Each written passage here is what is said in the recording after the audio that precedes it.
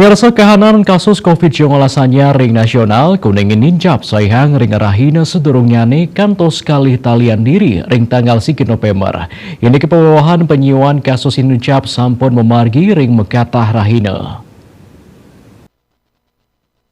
Sedikit dari kasus baru jumlahnya ada bawahan pasien kena COVID-19 durung langkungin wilangan kasus anyar wanta kantun mungguh ring kalih talian diri aris indik pasien seda mewali dasan diri anutin data Kementerian Kesehatan Yinayang bahwa kasus COVID-19 petang tali nanggu pitung diri tadasnya kata wilangan nyane langkungan 6 jutaan diri selanturnya